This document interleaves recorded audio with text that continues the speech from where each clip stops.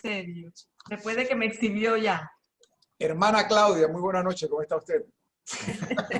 Hermano Jorge Luis. Bueno, falta un Bendición. minuto. Falta un minuto. Por favor, Bendición, hermano. depositen todos en la cuenta del Banco General. Oye, ¿no es que te ibas a volver serio? Sí, pero me está costando. Daniel, ¿puedes poner orden, por favor?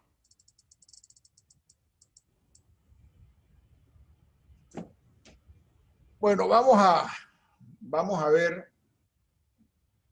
Vamos a ver, falta un minuto para comenzar. Para los que se preguntan, sí, cambié el escritorio del lugar porque no había buena conexión en el otro sitio. Así que ahora estoy conectado directo al router, ya no se me está cayendo el internet como antes. Bueno, son las 7, ¿ok? ¿Quién quiere hacer la oración de entrada? Claudia.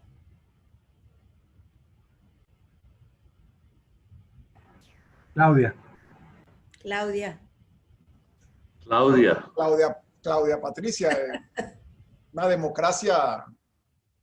En el nombre del Padre, del Hijo y del Espíritu Santo. Amén.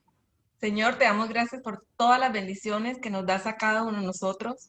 Te damos gracias por permitirnos estar aquí esta noche con esa hambre de ti, Señor, porque queremos aprender más de ti. Te pido que ilumines especialmente a Jorge Luis para que sepa compartir todos sus conocimientos y también nos ilumines a cada uno de nosotros para entender todo lo que queremos saber de ti y lo que no sabemos lo entendamos mucho mejor. Amén. Amén. Amén. Bueno, hoy vamos a tal vez no terminar y dividir este tema de Mateo en dos. Pero bueno, vamos a ver hasta dónde llegamos. ¿Por qué? El Evangelio de Mateo fue el evangelio favorito de la liturgia hasta el siglo XX.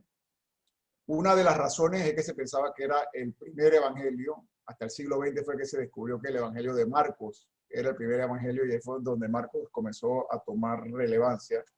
Pero también el evangelio de Mateo es uno de mis favoritos por el tema de la estructura del evangelio. Nos va a servir todo lo del Antiguo Testamento y bueno, vamos a comenzar en orden.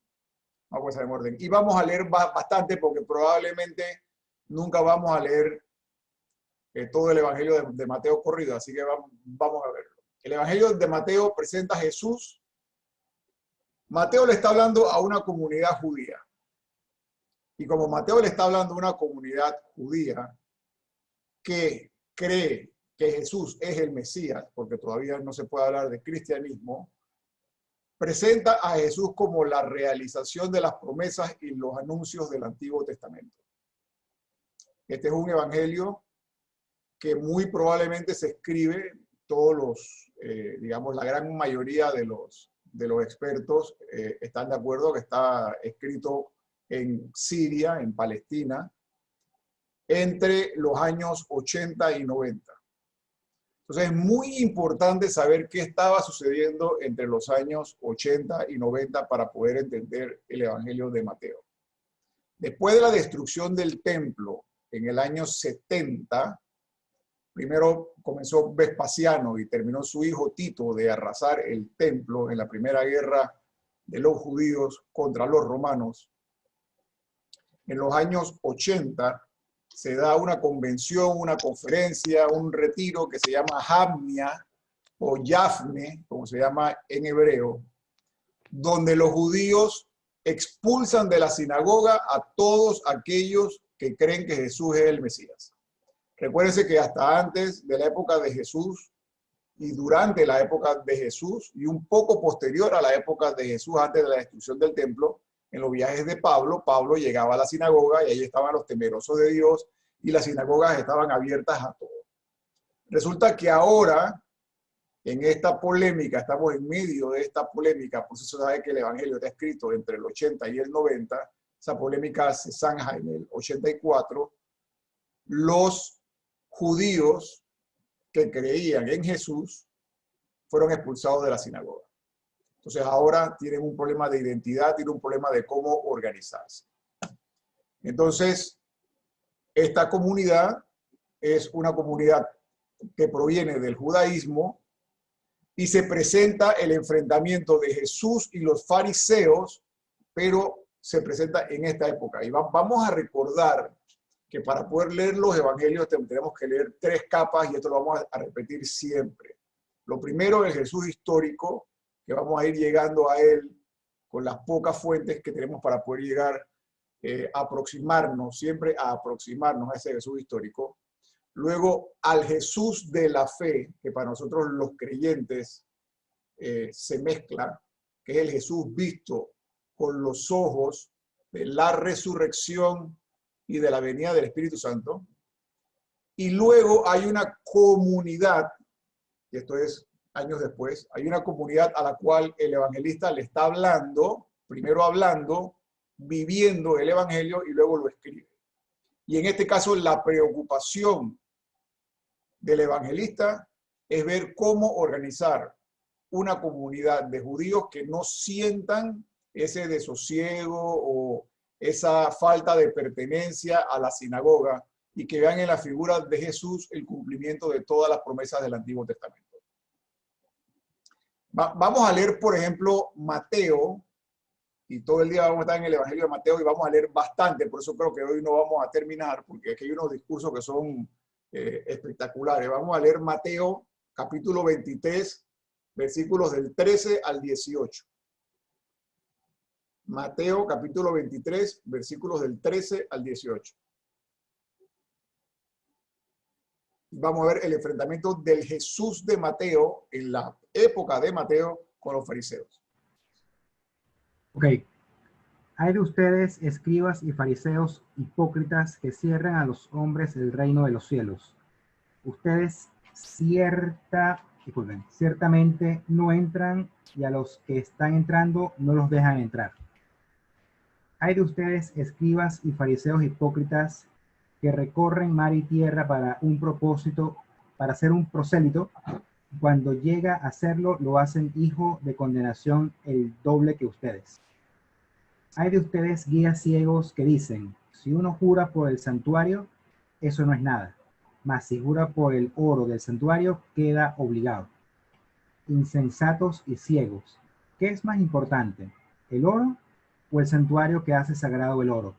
Y también, si uno jura por el altar, y eso no es nada, mas si jura por la ofrenda que está sobre él, queda obligado. Son palabras muy fuertes de Jesús contra los fariseos. Ahí se ve claramente que los prosélitos han sido sacados de la sinagoga, y con mucha más razón los temerosos de Dios.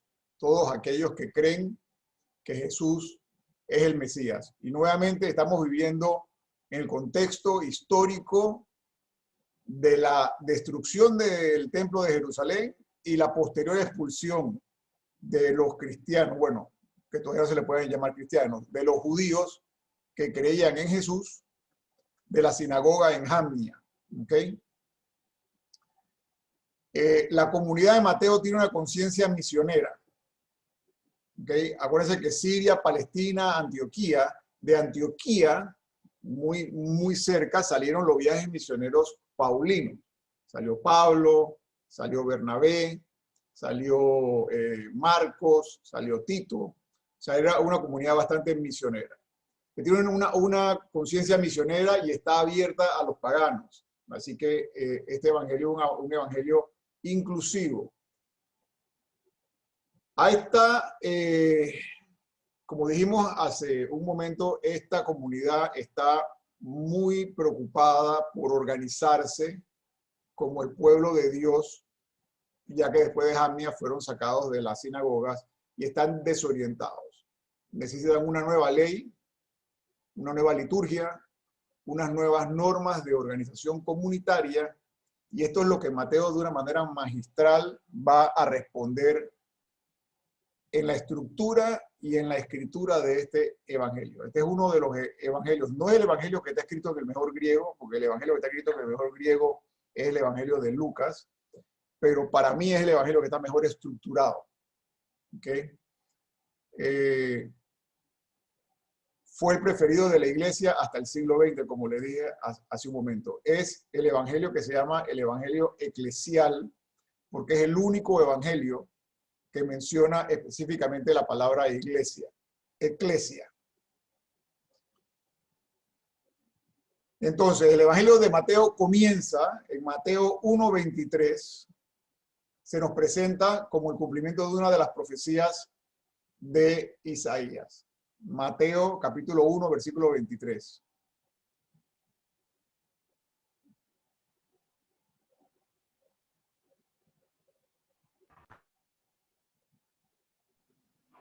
El que dice la Virgen concebirá y dará a luz a un hijo. Sí.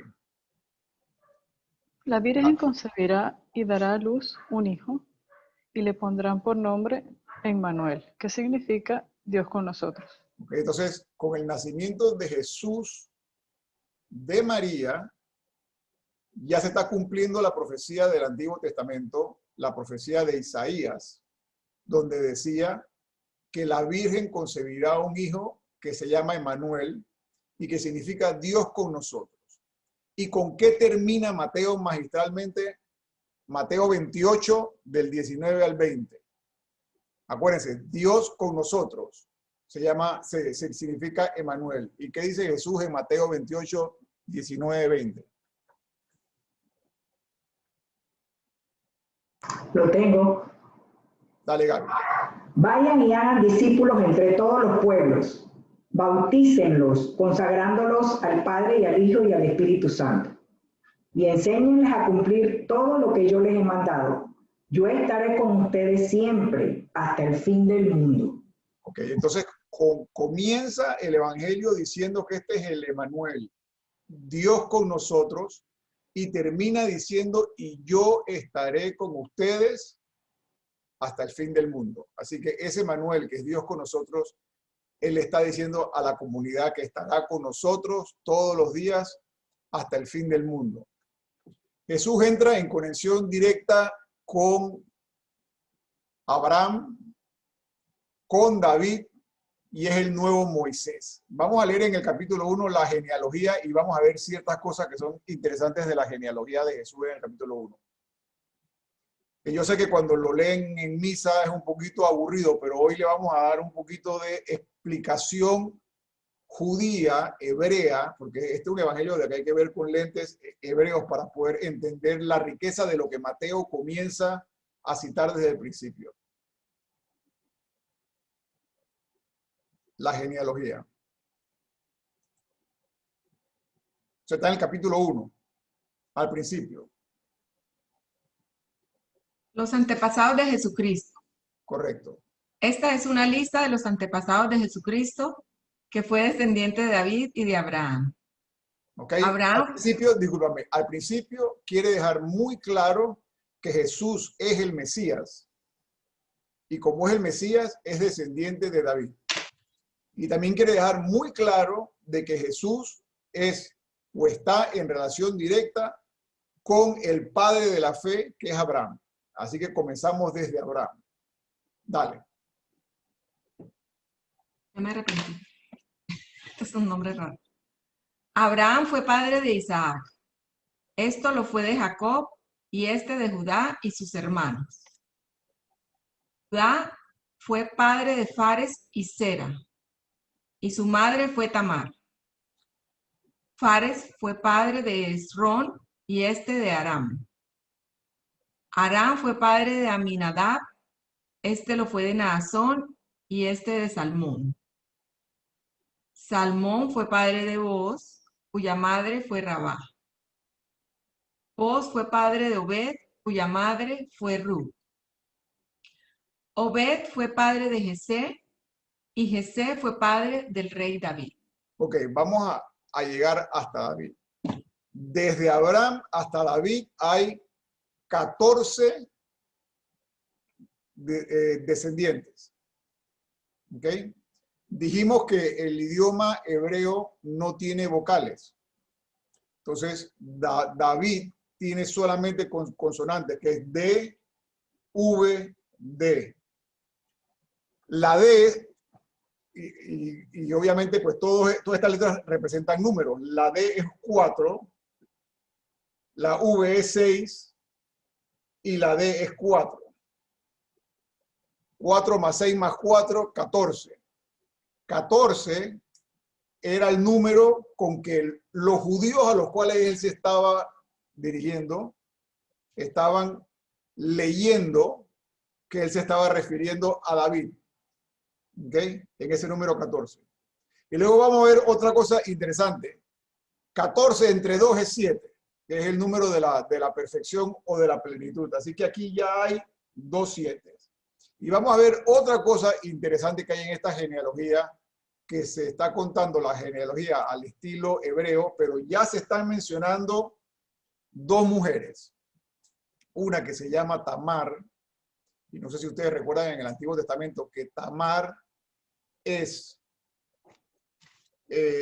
o sea, Jacob es suegro de Tamar. O sea, Tamar está casada con uno de los hijos de Jacob o de Israel, pero como no puede tener hijos, se viste de prostituta, se hace pasar por prostituta y se acuesta con su suegro y tiene un hijo de su suegro. ¿Ok? Y luego está hablando de Ruth más adelante. Y Ruth es una moabita, o sea, no es judía. Entonces está diciendo que dentro de la genealogía de Jesús no solamente hay descendientes no judíos, sino que también hay pecadores. O sea, que no es todo puro, te lo están poniendo tal cual como es. ¿Ok? Dale, sigue. Estamos en David. Así que tenemos 14 de Abraham a David. Ahora vamos de David al destierro de Babilonia. El rey David fue padre de Salomón, cuya madre fue la que había sido esposa de Urías. Salomón fue padre de Roboam, este lo fue de Abías y este de Asá. Asá fue padre de Josafat, este le fue de Joram y este de Osías. Osías fue padre de Jotam, este lo fue de Acaz y este de Ezequías. Ezequías fue padre de Manasés, este lo fue de Amón y este de Josías. Josías fue padre de Jeconías y de sus hermanos en el tiempo en que los israelitas fueron llevados cautivos a Babilonia. Ok, entonces los judíos cautivos en Babilonia de David al cautiverio en Babilonia hay 14 generaciones más. Estas 14 generaciones más le están sonando a los judíos nuevamente el nombre de David. Y 14 entre 2 es 7. Así que ya llevamos 2 series de 14. Quiere decir que llevamos 4 veces 7. Sigue. Estamos en el destierro de Babilonia. Después de la cautividad, Jeconías fue padre de Salatiel y este de Zorobabel. Zorobabel fue padre de Abiud, este lo fue de Eliakim y este de Azor. Azor fue padre de Sadoc. Este lo fue de Akim y este de Eliud. Eliud fue padre de Eleazar, este lo fue de Matán y este de Jacob.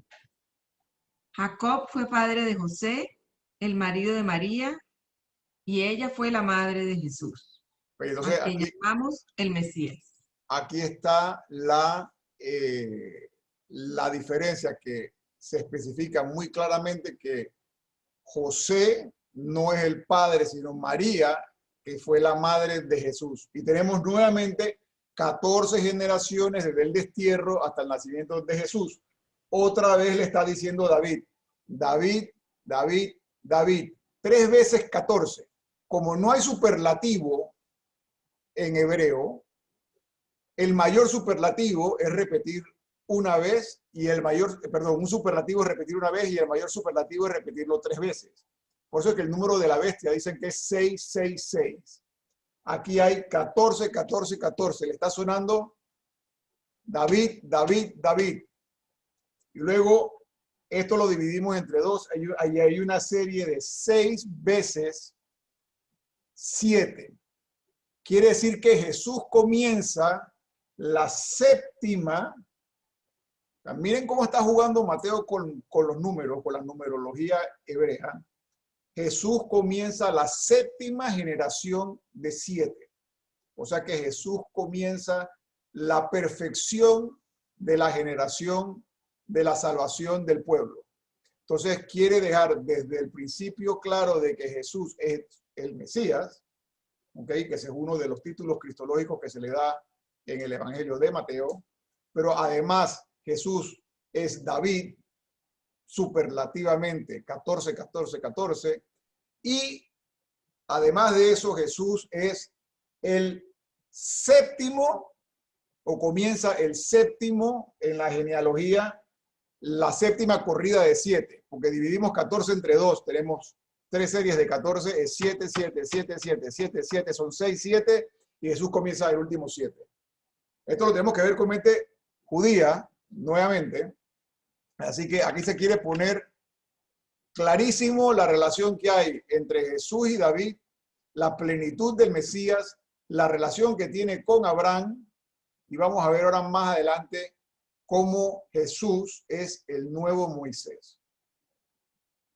En este evangelio hay 130 citas al Antiguo Testamento. Hay más del doble de las citas al Antiguo Testamento que en cualquier otro evangelio. Y eso ya ustedes en su tiempo lo buscarán para que puedan ir viendo cómo las profecías se van cumpliendo en Jesús y cómo los judíos, recuérdense que el nivel de alfabetización no era muy alto, la gente se aprendía las cosas de memoria, no era tan fácil tener papel y pluma, sino lo que habían eran pieles de animales para poder escribir. Entonces la gente se sabía las profecías del Antiguo Testamento de memoria. ¿Okay? Hay 130 citas, más de la mitad, o sea, más del doble de cualquier otro evangelio. Y otro tema importante donde sabemos que Jesús se refiere que la comunidad de Mateo es una comunidad de judíos, es porque Mateo habla solo 2 veces, habla del reino de Dios, y creo que más de 15 veces se refiere al reino de los cielos. Y recuérdense que para el judío era prohibido, por ponerle de alguna manera, mencionar el nombre de Dios. Por eso le decían el Elohim o el Adonai, o cuando Moisés le pregunta a Dios, oye, y le digo que quién me manda, ¿qué les digo? Y dice, bueno, dile que yo soy el que soy, el que viene el tetragrama sagrado, las 4 letras. ¿Cuál es el mensaje central de este evangelio entonces? Con Jesús se hace presente y cercano de manera definitiva el Dios que está con su pueblo. Ya vimos ese círculo que comienza al principio. Yo soy el Emmanuel, el Dios con nosotros. Y al final estaré con ustedes hasta el final de los tiempos. Se le llama el evangelio eclesial, porque es el único donde se menciona la palabra iglesia, y es el evangelio del reino. ¿Okay? Aquí el reino tiene la centralidad en el mensaje del evangelio. Y lo vamos a ver ahora por qué. A diferencia de Marcos, se le da mucha más importancia a las palabras que a los hechos. Entonces, el evangelio está escrito, o la estructura del evangelio es la siguiente. Hay un prólogo, hay 5 discursos y hay un epílogo, ¿okay? Que es el envío. Miren nuevamente qué número estamos dibujando. Un prólogo, 5 discursos y un epílogo. O sea que tenemos 7 partes. Es un evangelio que tiene un número perfecto de partes. Ahora, ¿por qué tiene 5 discursos? ¿Alguien me quiere contestar eso? ¿Por qué para Mateo es importante reunir los discursos de Jesús en 5 discursos? Tiene que ver con las 5 llagas de Cristo. ¿Con la? 5 llagas de Jesucristo. No. Acuérdate que Jesús le está hablando a judíos. Ese 5 les tiene que significar algo a los judíos y algo muy importante.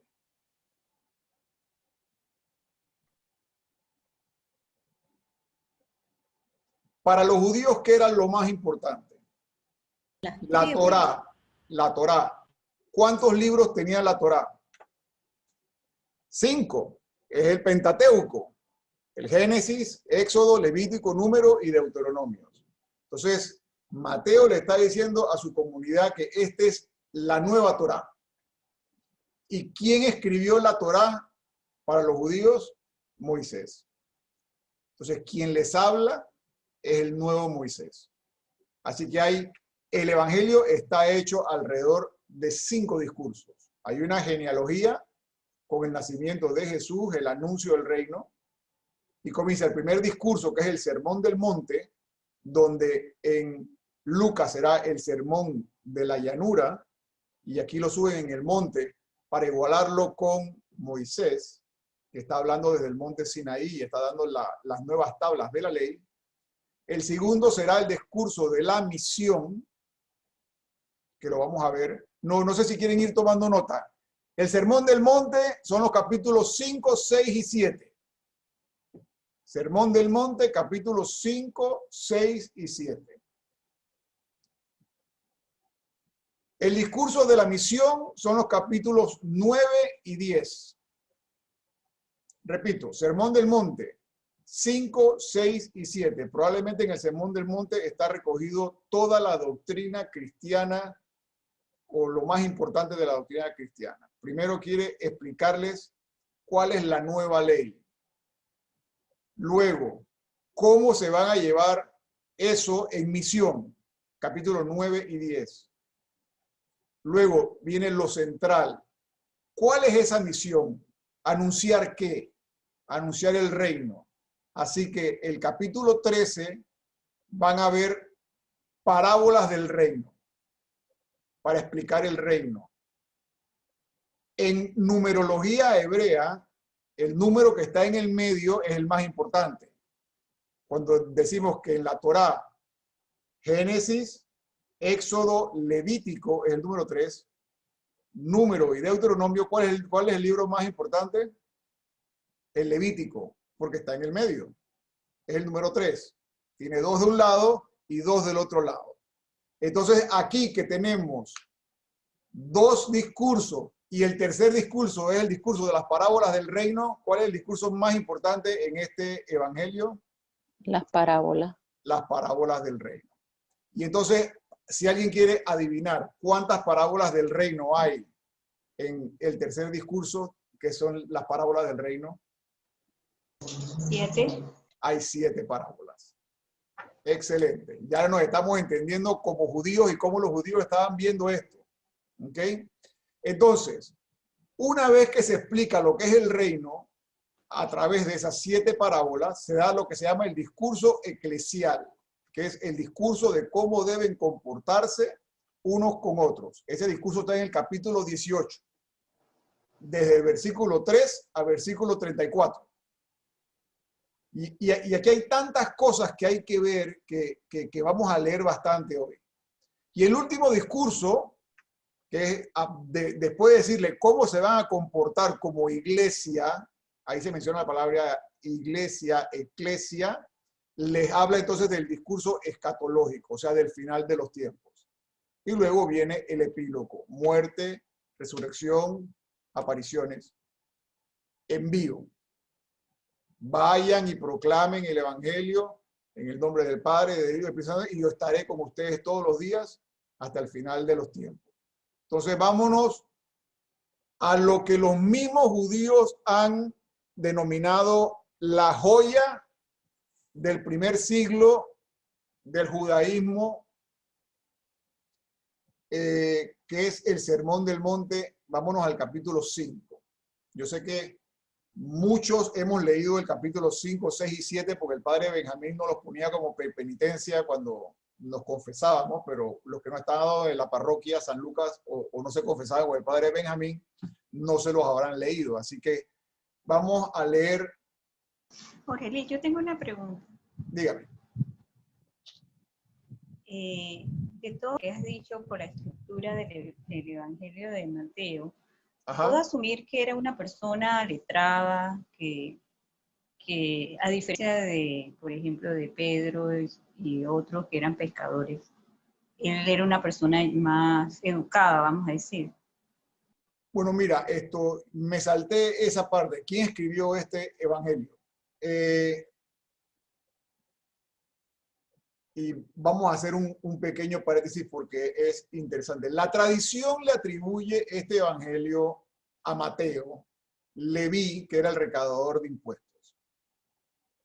Papías, que era uno de los padres en la tradición, San Papías, que después fue citado por Eusebio de Cesarea, que escribe la primera historia eclesiástica, habla de un evangelio de Mateo escrito en arameo. ¿Okay? Que debe ser muy anterior a este evangelio que nosotros hemos recibido y que posiblemente este evangelio se nutrió de ese evangelio primero, pero no era un evangelio tan largo ni tan elaborado.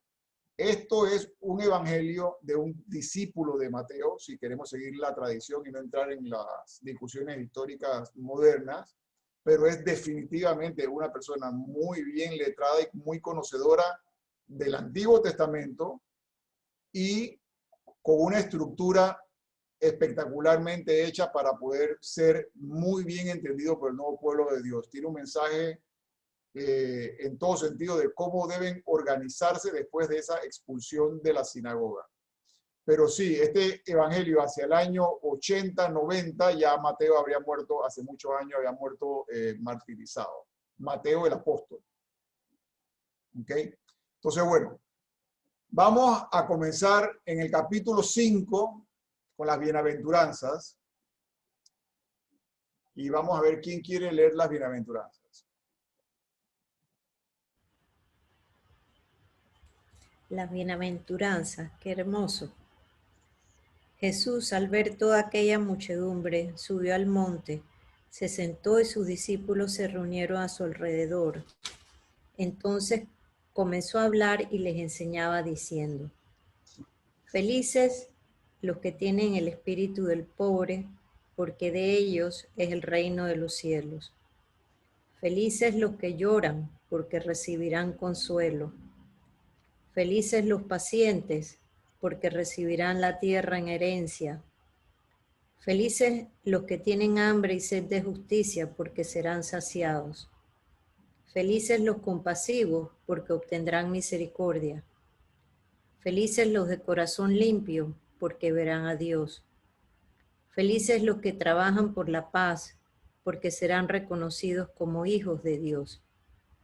Felices los que son perseguidos por causa del bien, porque de ellos es el reino de los cielos. Felices ustedes cuando por causa mía los insulten, los persigan y les levanten toda clase de calumnias. Alégrense y muéstrense contentos, porque será grande la recompensa que recibirán en el cielo. Pues bien saben, ya. Disculpa, no, el Sermón del Monte abre con las bienaventuranzas.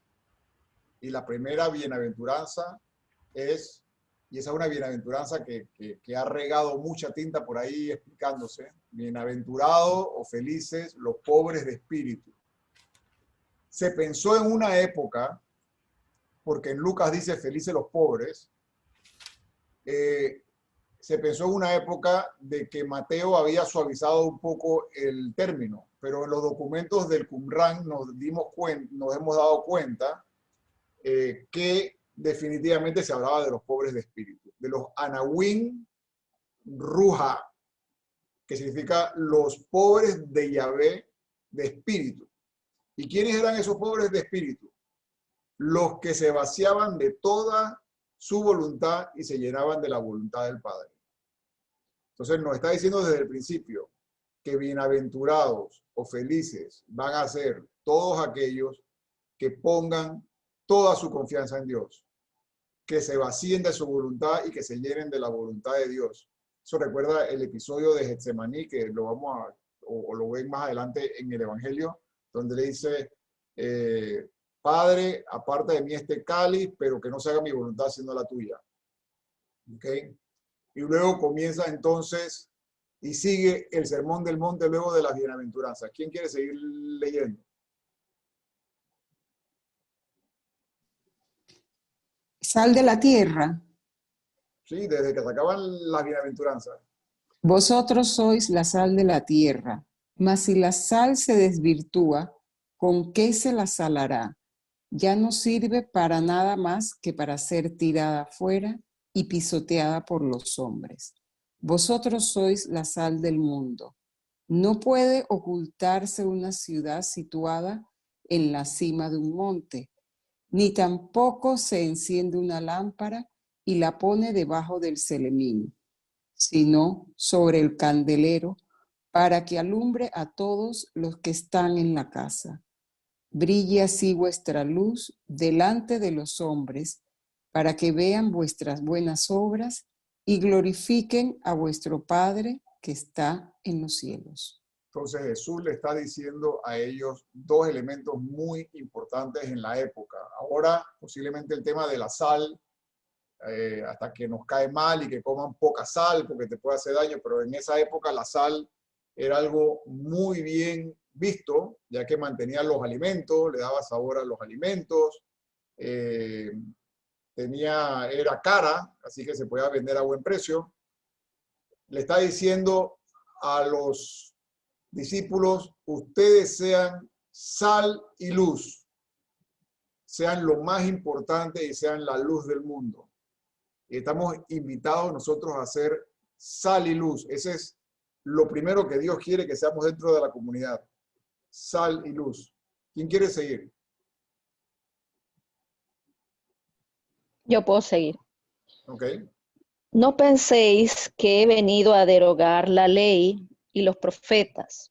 No he venido a derogarla, sino a perfeccionarla. Ok, eso es importante. El discurso comienza después de decir las bienaventuranzas y de decirles que Él quiere que seamos sal y luz.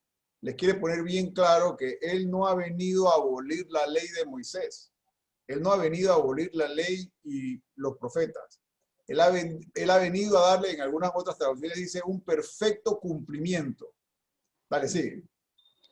Porque os aseguro que mientras no pasen el cielo y la tierra, ni un punto ni una coma desaparecerán de la ley hasta que todo se cumpla. Okay. Por lo tanto, el que quebrante... Ajá, sí. Por lo tanto, el que quebrante uno solo de estos preceptos mínimos y lo enseñe así a los hombres será tenido por el menor en el reino de Dios. Okay. Pero ahora, el que los cumpla y enseñe será tenido por grande en el reino de Dios. Ok, ahora cuando Moisés, un segundo, ahora sí. Cuando Moisés da la ley, cuando Moisés le entrega al pueblo la ley, ¿quién le da la ley a Moisés? ¿Quién le da la tabla de los 10 mandamientos? Dios. Ahora vamos a ver a Jesús proclamando la nueva ley, pero ustedes van a ver que lo va a hacer con propia autoridad, no con autoridad, o sea, lo está haciendo como Dios, no lo está haciendo con la autoridad de nadie más. ¿Okay? Dale, seguimos.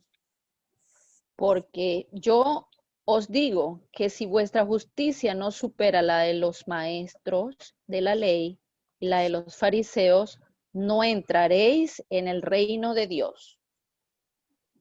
Sabéis que se dijo a los antiguos, no matarás, y el que mate será llevado a juicio. Pero yo os digo que el que se irrite con su hermano será llevado a juicio.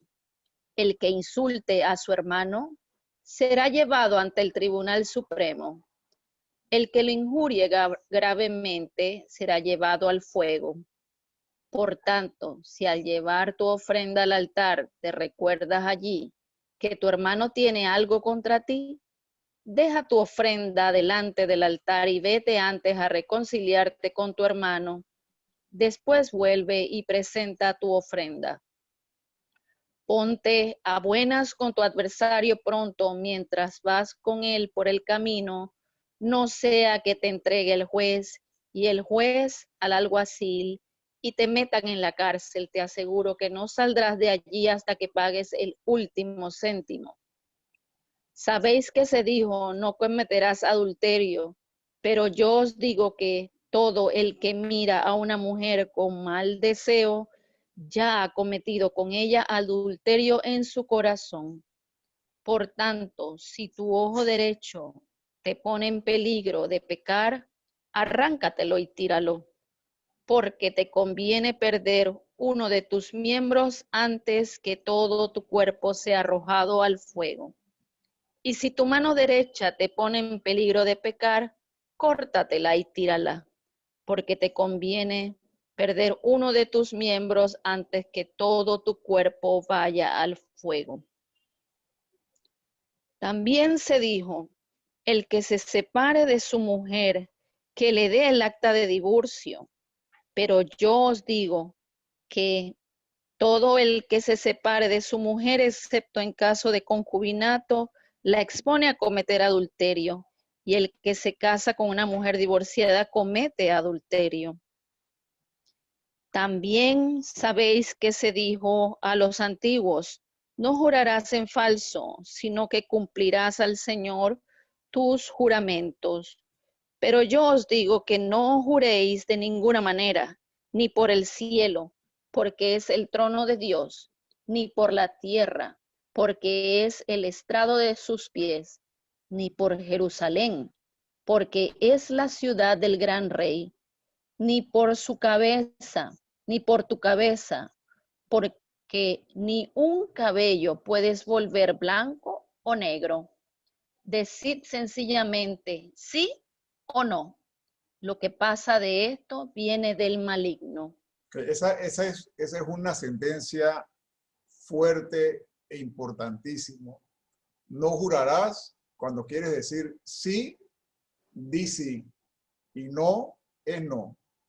Usted está viendo de que él dijo, habrán oído que se dijo, pero yo les digo, yo os digo, con la autoridad de él, ¿ok? O sea, un nuevo Moisés que está desde el monte proclamando la nueva ley.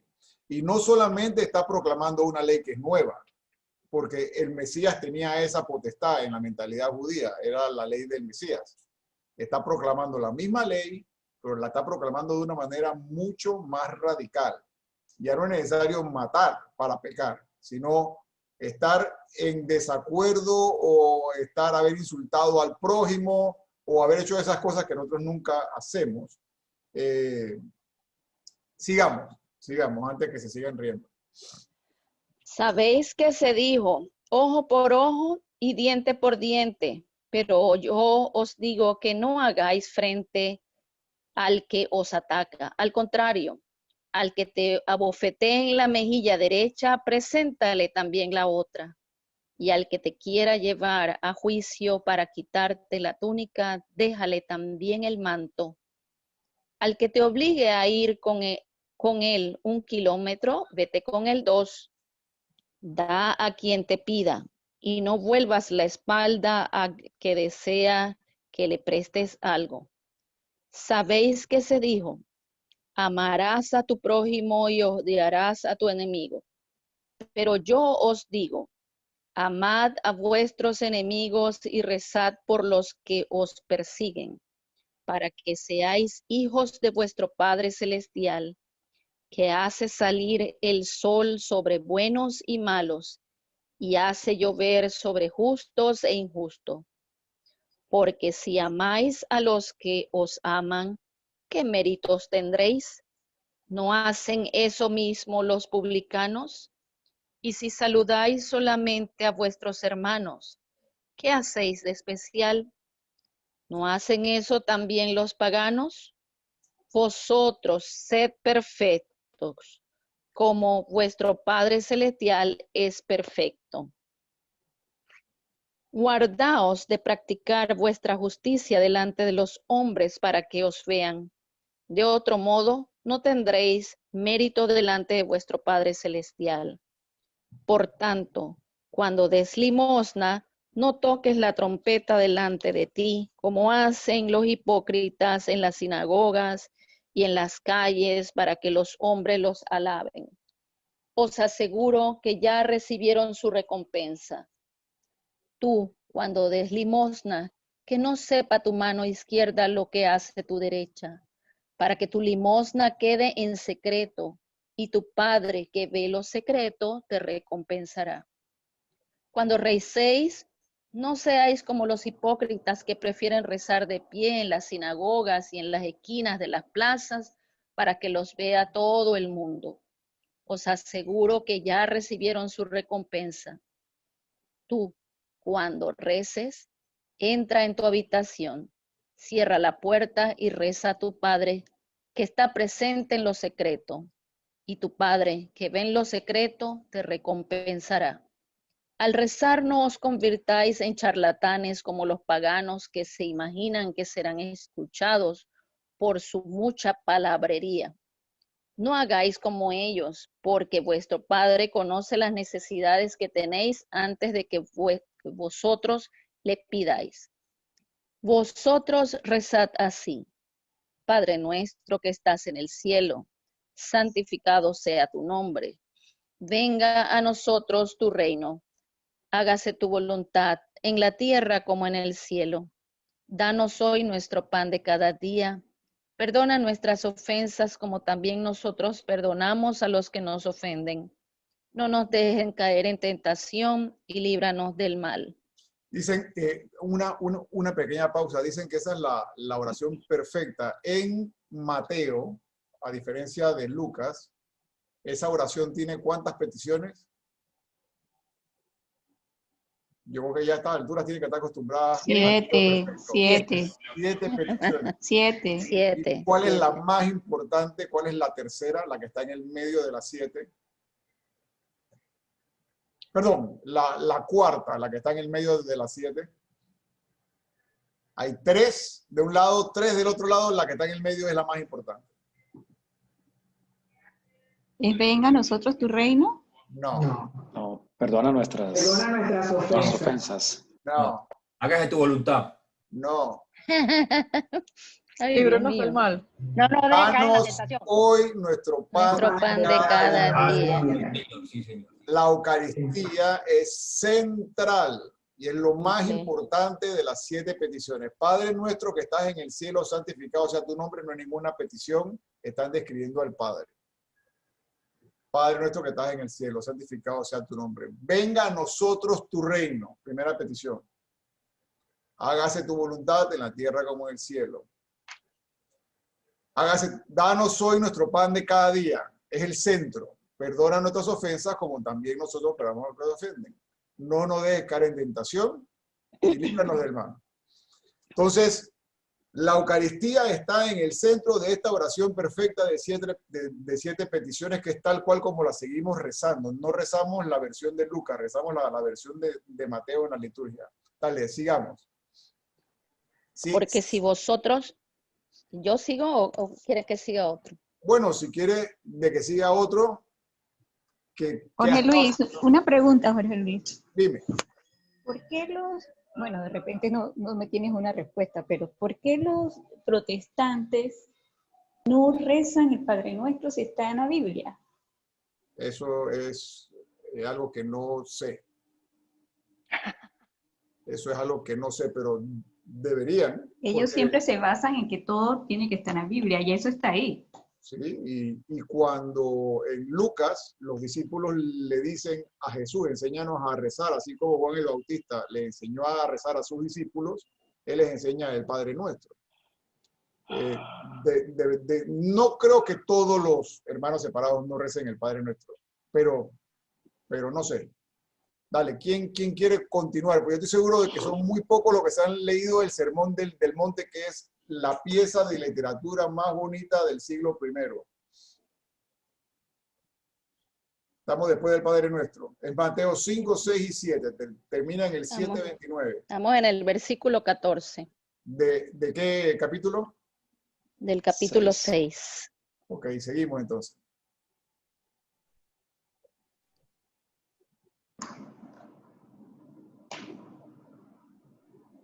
Voy yo entonces. Dale. Que si ustedes perdonan a los hombres sus ofensas, les perdonará también a ustedes su Padre Celestial. Pero si no perdonan a los hombres, tampoco su Padre perdonará sus ofensas. Cuando ayunen, no pongan cara triste, como los hipócritas que desfiguran su rostro para que los hombres vean que ayunan. En verdad les digo que ya reciben su paga. Tú, en cambio, cuando ayunen, perfuma tu cabeza y lava tu rostro, para que tu ayuno sea visto, no por los hombres, sino por tu Padre que está allá en los cielos, en lo secreto. Y tu Padre que ve en lo secreto, te recompensará.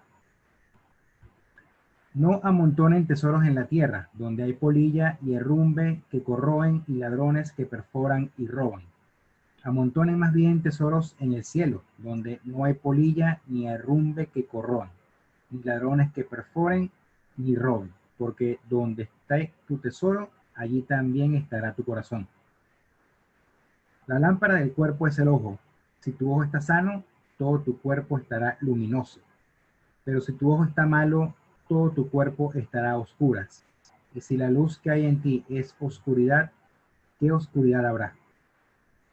Nadie puede servir a dos señores, porque aborrecerá a uno y amará al otro. O bien se entregará a uno y despreciará al otro. No pueden servir a Dios y al dinero.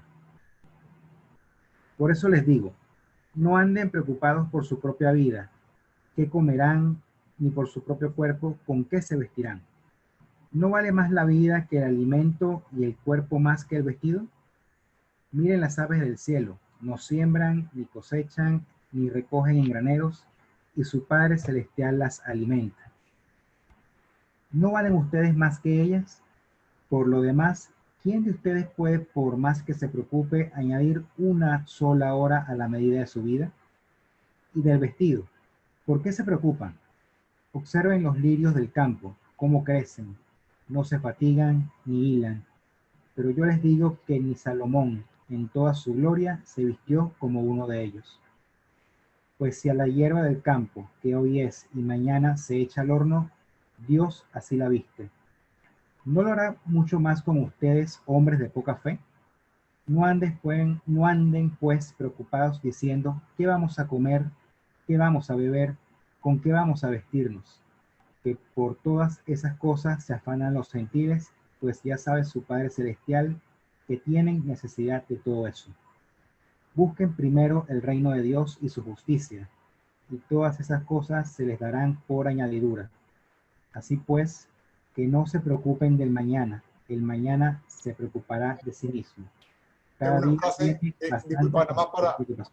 para darle relieve a eso. No se preocupen del mañana, cada día trae su propio afán.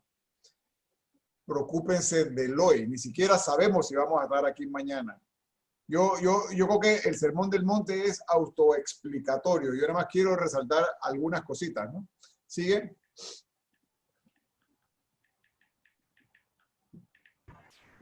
No juzguen para que no sean juzgados, porque con el juicio con que juzguen serán juzgados, y con la medida con que miran se les medirá.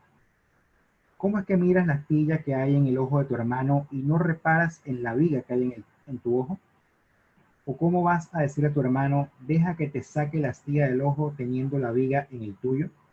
Hipócrita, saca primero la viga de tu ojo y entonces podrás ver para sacar la astilla del ojo de tu hermano. No den a los perros lo que es santo, ni echen sus perlas delante de los cerdos, no sea que las pisoteen con sus patas y después, volviéndose, los despedacen. Pidan y se les dará. Busquen y hallarán, llamen y se les abrirá. Porque todo el que pide recibe, el que busca halla, y al que llama se le abrirá. ¿O hay acaso alguno entre ustedes que al hijo que le pide pan le dé una piedra? ¿O si le pide un pescado le dé una culebra? Si pues ustedes, siendo malos, saben dar cosas buenas a sus hijos, ¿cuánto más su Padre que está en los cielos dará cosas buenas a los que se las pidan? Por tanto, todo cuanto quieran que les hagan los hombres, háganlo también ustedes a ellos, porque esta es la ley y los profetas. Entren por la entrada estrecha, porque ancha es la entrada y espacioso el camino que lleva a la perdición, que son muchos los que entran por ella. Mas qué estrecha la entrada y qué angosto el camino que lleva a la vida, y pocos son los que la encuentran. Guárdense de los falsos profetas, que vienen a ustedes con disfraces de ovejas, pero por dentro son lobos rapaces. Por sus frutos los conocerán. ¿Acaso se recogen uvas de los espinos o higos de las zarzas? Así todo árbol que da frutos buenos, pero el árbol malo da frutos malos. El árbol bueno no puede producir frutos malos, ni un árbol malo producir frutos buenos. Todo árbol que no da buen fruto es cortado y arrojado al fuego. Así que por sus frutos los reconocerán. No todo el que me diga, Señor, Señor, entrará en el reino de los cielos, sino el que haga la voluntad de mi Padre que está en los cielos. Muchos me dirán aquel día, Señor, Señor, ¿no profetizamos en tu nombre y en tu nombre expulsamos demonios y en tu nombre hicimos muchos milagros? Y entonces les declararé, jamás los conocí, apártense de mí, malhechores. Así pues, todo el que oiga estas palabras mías y las ponga en práctica, será como el hombre prudente que edificó su casa sobre roca. Cayó la lluvia, vinieron los torrentes, soplaron los vientos y embistieron contra aquella casa, pero ella no cayó, porque estaba cimentada sobre roca. Y todo el que oiga estas palabras mías y no las ponga en práctica será como el hombre insensato que edificó su casa sobre arena. Cayó la lluvia, vinieron los torrentes, soplaron los vientos, irrumpieron contra aquella casa y cayó. Y fue grande su ruina. Y sucedió que cuando acabó Jesús estos discursos, la gente se asombraba de su doctrina, porque les enseñaba como quien tiene autoridad y no como sus escribas. Ok, ¿alguna pregunta? Yo creo que ya en esa última sentencia está explicado lo que le estaba diciendo yo, de que le estaba enseñando con su propia autoridad, no con la autoridad de nadie. Esa es la joya o una de las joyas principales que se encuentra en la Biblia. Sería bueno que la leyeran y la releyeran. El Sermón del Monte y la Bienaventuranza, o la Bienaventuranza y el Sermón del Monte. Yo me lo sé bastante bien porque el padre Benjamín, vuelvo y repito, solía ponerlo mucho como penitencia. Era una penitencia bastante larga, pero yo creo que pocas veces nos hemos leído el Sermón del Monte y creo que era una cosa bastante interesante leerla hoy. Hay muy poco que explicar ahí. Yo tengo una pregunta, Jorge Dime, Luis. sí. Por lo menos en algunas partes, por lo menos aquí en el capítulo 5 veo, y glorifiquen a vuestro Padre que está en los cielos. ¿Cuántos Correcto. cielos hay? ¿Uno o varios? No, hay que recordarse de que los judíos, en vez de decir a Dios, le decían el reino de los cielos. ¿Ok? Entonces están hablando de los cielos porque le está hablando a un público judío. Él sabía a quiénes le estaba hablando. Jesús en este evangelio es el Mesías, descendiente de David, y es el Hijo del Hombre, que como vamos a ver en la próxima clase, el Hijo del Hombre que es de la profecía de Daniel, creo que del capítulo 7, que es ese que venía de las nubes, de los cielos. Ese es un lenguaje totalmente judío. O sea, no es que hay varios cielos, ellos lo ponían en plural y a veces en singular. Exactamente. Pero no, lo ponían casi siempre en plural, era el reino de los cielos. El reino de los cielos. ¿Pero por qué? Hay varios cielos, hay cielo de animales, hay un cielo de plantas, hay un cielo de hombres, o es que era un concepto general. Es un concepto semítico de dónde habitaba Dios. Y al único de que ponían en los cielos o sobre las nubes era a Dios. Por eso es que ellos nunca mencionan el nombre de Dios. Ya. Jorge, te hago una pregunta. Gracias. Dígame. Aclárame esta duda que aquí no comprendo una cosa. Dígame. Ahora comentaste que Jesús es el nuevo Moisés, ¿correcto?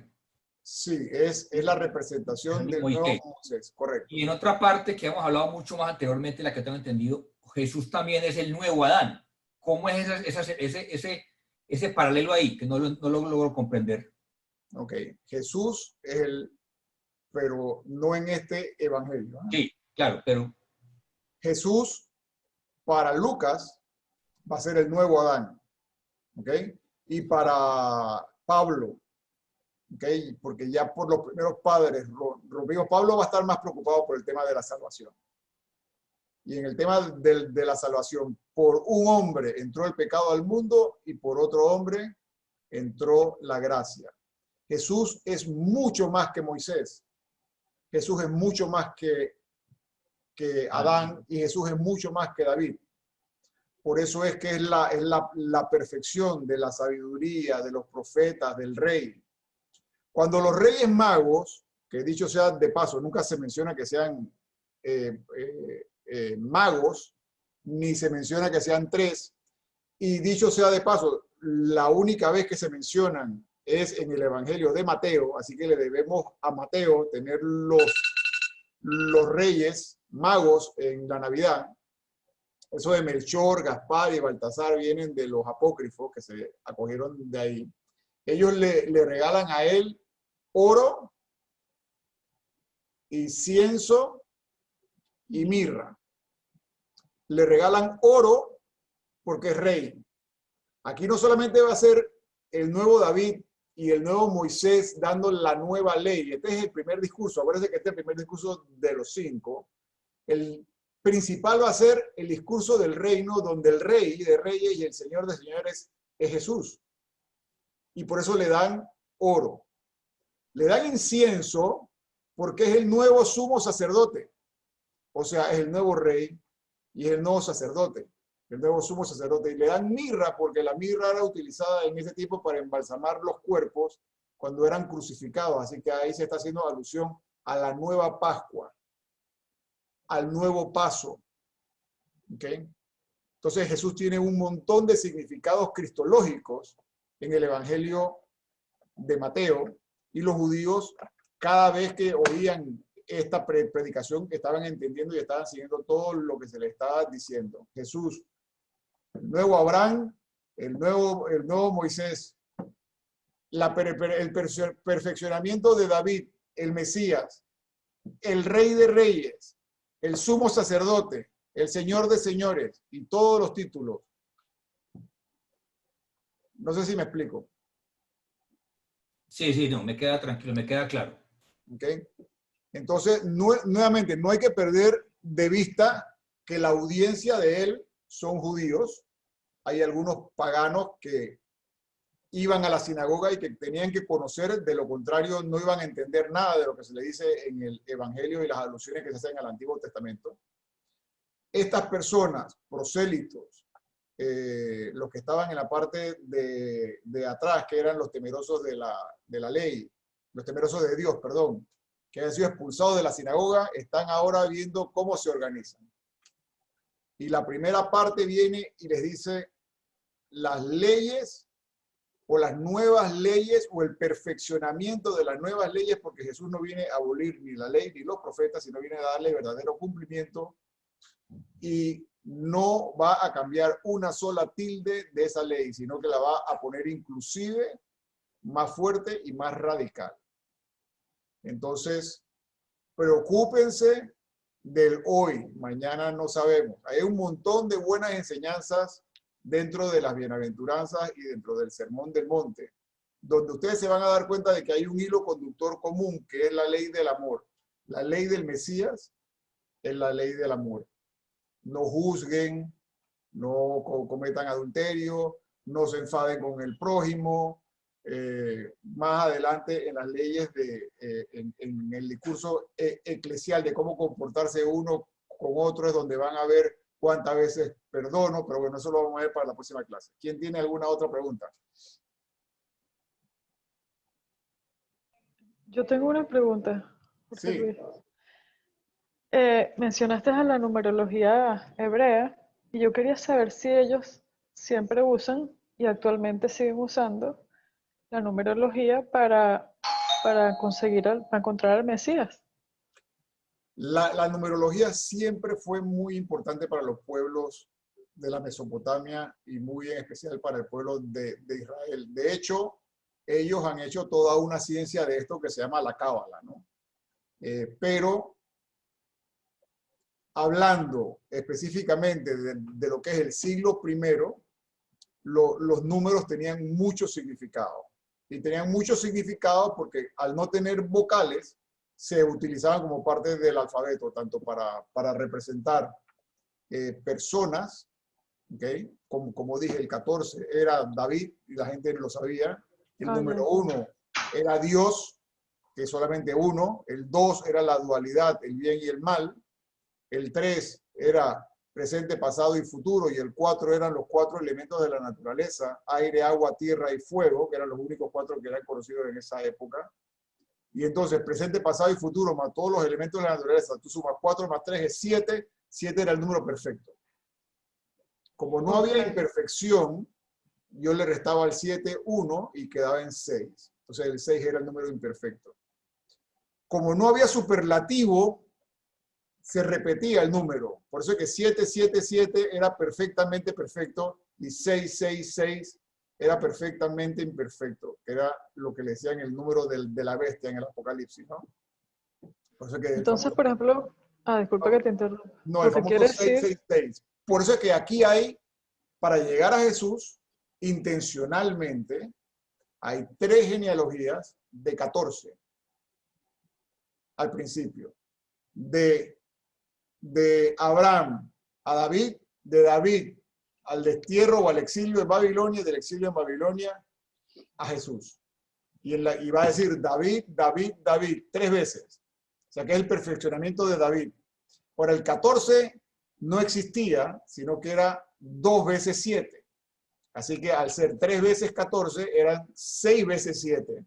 Y Jesús comenzaba la 7ª serie de 7 en esa genealogía. O sea que era la perfección de la genealogía. Esto a nosotros no nos hace mucho sentido. Yo por eso se lo estoy explicando para poder entender lo que estaba entendiendo la comunidad de Mateo. Es decir, que perdonar 7 veces 7 es perdonar siempre. 70 veces 7. 70 veces 7. Bueno, sí. Perdonar siempre. Perdonar siempre. O sea, en la ley judía estaba dictaminado que tú tenías que perdonar hasta 4 veces. ¿Ok? Hasta 4 veces. Entonces Pedro, en este evangelio, casualmente, que lo vamos a leer después, Pedro dice, bueno, yo voy a jugar vivo y le voy a jugar vivo a Jesús y voy a partirle por delante porque yo siempre sé que él es un poquito exagerado, ¿no? Así que él dice, oye, maestro, y cuando te ofenden, ¿cuántas veces perdonamos? 7. Como quien dice, oye, ahora sí me van a felicitar. Y Jesús le dice, Pedro, tú no has entendido nada.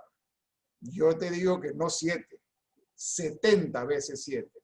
¿Y por qué 70 veces 7? 10 era el número de la plenitud. Entonces, 10 por 7, 70. Así que 70 veces 7 es como dijo, como lo mandó el padre Miguel Ángel en estos días, 70 veces siempre. Tienes que perdonar siempre. Por eso el hilo conductor de toda la ley mesiánica, de toda la ley del Mesías, es la ley del amor.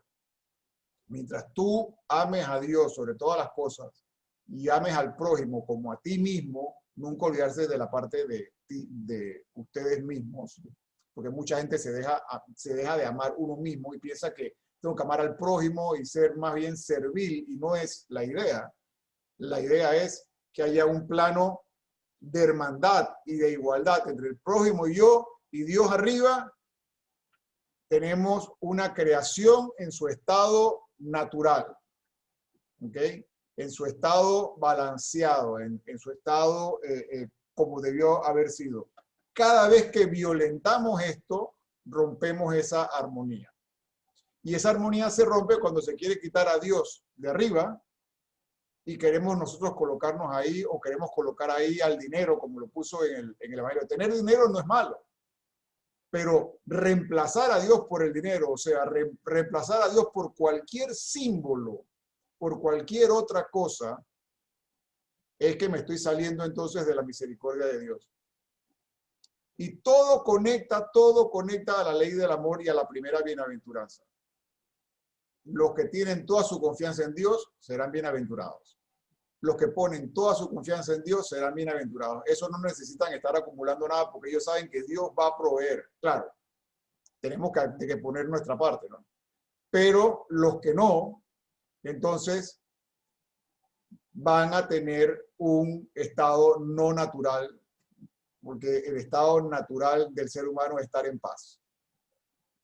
Estar en paz, que es lo primero que Jesús resucitado le dice a sus discípulos: la paz esté con ustedes. Ese shalom, que en arameo, en hebreo, significa mucho más que paz. Es estar bien, estar en un estado absolutamente bueno, un buen deseo y además de paz. Muchas gracias. Sí, sí, claro, por supuesto. Yo les recomiendo que se lean el Sermón del Monte, lean abajo las explicaciones en las Biblias católicas, porque no significa de que si yo veo a una mujer con malos ojos me voy a arrancar el ojo, eso no es el sentido literal, sino es que la ley del Mesías no solamente no es abolir lo que habían oído, sino es un mensaje mucho más radical. ¿Ok? Así que estamos viviendo en una época donde le llamamos relativismo religioso, más o menos, como dicen en Panamá, más o menos. Pero el mensaje de Dios, el mensaje de Jesús, Dios y verdadero hombre, es un mensaje radical. Y yo por eso siempre, para explicar ese mensaje radical, le digo a la gente que lea el Salmo 1. Y el Salmo 1 habla solamente de dos caminos. De hecho, el primer, o lo que se considera por la iglesia, el primer catecismo, que es la Didache o la Didache, habla de dos caminos, ¿okay? Que van en ese mismo orden de ideas. Dos caminos.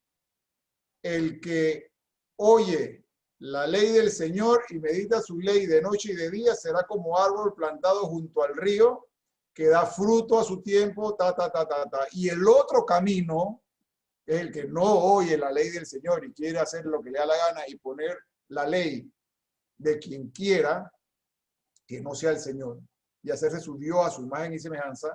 Ese será como paja arrojada al fuego. Entonces, obviamente, estamos utilizando símbolos, estamos hablando de una cultura de que se utilizaban símbolos, pero Jesús no vino a decir que íbamos a estar en el gris. No. El mensaje es radical. El mensaje es radical para todos los que lo entendieron desde el principio. Por eso muchos estuvieron, bueno, de hecho, todos los apóstoles murieron martirizados menos Juan.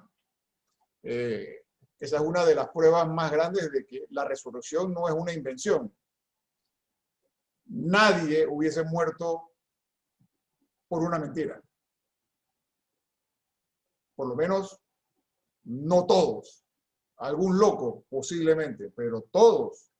Y no solamente ellos, sino los discípulos de ellos. O sea, había un convencimiento colectivo increíble. Porque no solamente ellos murieron mártires. Santiago, el hermano del Señor, el que llamaban el hermano del Señor, que no fue discípulo de Jesús, porque los parientes de Jesús no creían en él, Jesús se le apareció. Y resulta que él llegó a ser la figura más grande de Jerusalén y también murió mártir. Y un pocotón de los primeros cristianos murieron mártires.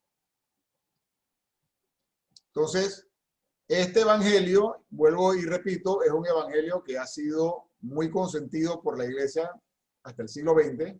Era el evangelio más leído en la liturgia. Era el evangelio más estructurado, no con el mejor griego, pero era el evangelio más estructurado.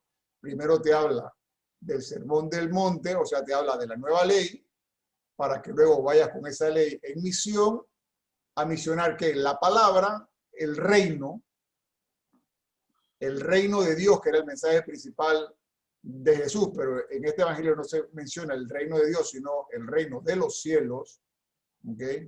Y luego de eso, ¿cómo me debo comportar en ese reino con el prójimo? Volvemos a la ley del amor nuevamente, que es la parte del discurso que llaman el discurso eclesial, porque se menciona la palabra iglesia por primera vez. Y luego es el discurso escatológico, que va a pasar al final de los tiempos. Aquí están todas las normas de convivencia, las leyes, toda la doctrina cristiana. Una vez le preguntaron a Gandhi que dónde él encontraba, en algún lugar de la literatura, todo lo que él tenía como filosofía de vida, y él decía en el Sermón de la Montaña. Pero Gandhi no creía en los cristianos, porque resulta que cuando Gandhi vino graduado de abogado del Reino Unido y fue a Sudáfrica a entrar a una iglesia luterana, aunque la iglesia católica eran prácticamente la misma cosa, no lo dejaron entrar porque no era blanco. Entonces él decía, yo creo en Cristo, pero no en los cristianos. Desafortunadamente. Y eso es lo que nosotros tenemos que aprender, que la gente se convierta a cristiano, o que se convierta a Cristo, porque creen los cristianos, que era lo que hacían las primeras comunidades. Esto era norma de vida y norma de ley de las primeras comunidades. Cuando te dicen, vuelve a las comunidades primitivas, vuelve al inicio, léete el Sermón de la Montaña. Por eso nos tomamos la clase de hoy para leernos el Sermón de la Montaña, que mucha gente no se lo ha leído completo, sino que leemos fragmentos en la misa, y no se lee el contexto completo del Sermón de la Montaña. ¿Alguna otra pregunta? Jorge. Dígame. Disculpa, en el Evangelio, ese Leví que dice Marcos en su Evangelio es Mateo, ¿cierto? Sí. Es el mismo Mateo. Okay. El mismo Mateo. Mateo, el apóstol. Y es interesante porque tanto en el Evangelio de Marcos como en el Evangelio de Mateo, y también ha corrido mucha tinta con respecto a esto, que es un tema hermoso, es Jesús, cuando llama a Mateo, primero lo mira. Jesús lo mira. Y después le dice, ven y sígueme. Jesús, antes de llamar a los discípulos, los mira. ¿Cómo sería esa mirada de Jesús? ¿Valdría la pena preguntarnos o valdría la pena tratar de sentirnos mirados por Jesús, interpelados por Jesús? Cuando Zaqueo estaba arriba del árbol, porque dicen que era chiquitito y no podía ver a Jesús, Jesús primero lo mira y después le dice, yo esta noche voy a ir a cenar a tu casa. ¿Ok? Primero lo mira. ¿Cómo sería la mirada del maestro? Que Mateo dejó todo lo que lo hacía, todo lo que le daba seguridad, que eran sus impuestos y sus comisiones y demás, y dejó todo y lo siguió. ¿Okay? La mirada de Jesús. Hay muchos libros, o varios libros, pues, de que yo he visto por ahí que desarrollan en ese tema de la mirada de Jesús. ¿Cómo te mirará Jesús que tú te sientes interpelado a dejar todo y seguirlo? Por eso el ciego Bartimeo igual le dice, Señor, yo lo que quiero es ver. Y el tipo tira el manto, tira el bastón, Jesús le da para que, o sea, le hace recobrar la vista y Bartimeo lo sigue. ¿Okay? Así que, bueno, estamos invitados a ser sal y luz. Pero sal y luz desde la casa. Porque por ahí había un sacerdote que fue el que me entrenó a mí, de que decía que muchas veces somos luz fuera de la casa y oscuridad dentro de la casa. Y esa es una verdad muy propia de la iglesia. Tenemos que ser luz primero dentro de nuestra casa, primero dentro de nuestra iglesia, dentro de nuestra comunidad, y la primera comunidad es nuestra casa, y luego ser luz fuera. Si no, vamos a ser como aquellos que ayunan y andan por ahí. Esa es otra. Aquí hay varios que ayunan. Los que ayunan no pueden andar con esa cara larga, nada de eso. Ya habrán obtenido su recompensa. Y los que ayunan saben quiénes son. Así que esto, obviamente, para el pueblo judío, el ayuno era uno de los elementos importantes. El ayuno era uno de los elementos importantes que Jesús lo toca. Otro de los elementos importantes es el tema de la limosna. Él le dice de los sacrificios. Entonces, esos tres elementos Jesús los toca en el Sermón del Monte. ¿Okay? Y así que tenemos que ser generosos, etcétera, etcétera, etcétera, etcétera, etcétera. ¿Alguna otra pregunta? Sí, a mí se me había olvidado decirles que este evangelio se le atribuía a Leví, a Mateo, el recaudador de impuestos, pero que es imposible que él haya sido el autor del evangelio. Esto lo dice Papías en el siglo II y está, lo que Papías escribió se perdió, pero está recogido en lo que Eusebio de Cesarea, que escribió la primera historia eclesial, habló de lo que decía Papías y sí hablaba de un manuscrito en arameo, que es probable, porque si le estoy hablando a judíos, aunque estos judíos eran de la diáspora, pero le estaba hablando a judíos, sería posible que hubiese una primera versión en arameo. Pero quiero hacer dos aclaraciones. Una, esa versión en arameo no se ha encontrado. Y dos, todos los expertos en griego koiné, que es en el que está escrito el evangelio que ha llegado hasta nosotros, están de acuerdo en que no es una traducción. O sea, no es que agarró un evangelio en arameo y lo tradujo al griego, sino que se escribió originalmente en griego. Ellos notan, pues, como tú agarras un texto en inglés y lo comienzas a traducir al español o al revés, no es una traducción. El que llegó a nosotros es un texto, un evangelio escrito directamente en griego koiné.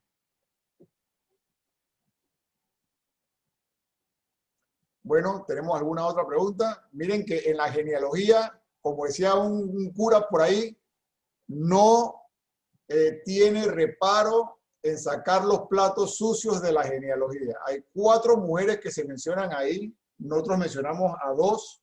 Tamar, que era la que se acostó con su suegro para tener hijos. Ruth, que era moabita. Ahí se menciona a Betsabé, que todos sabemos porque fue la mujer que deseó David y que era la esposa de Urías. Y me salté, pero muchos que rezan el cerco de Jericó, ¿se acuerdan de Rahab?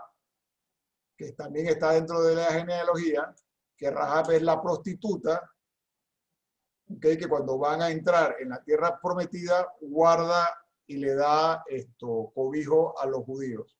O sea, hay 4 mujeres que no era común en una genealogía hebrea que estuviesen mujeres, y mucho menos mujeres que no fuesen judías, y varias de ellas pues de reputación dudosa. Así que aquí no, lo que se está diciendo es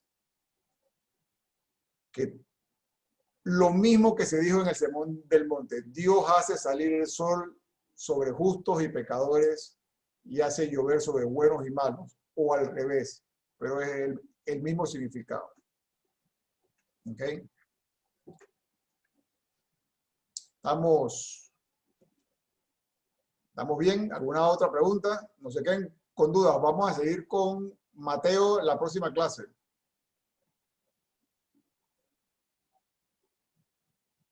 ¿Todo bien? Bueno, que tengan muy buenas noches.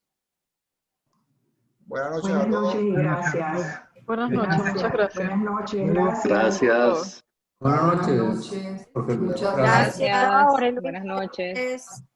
Gracias, Jorge Luis. Bueno, hasta luego.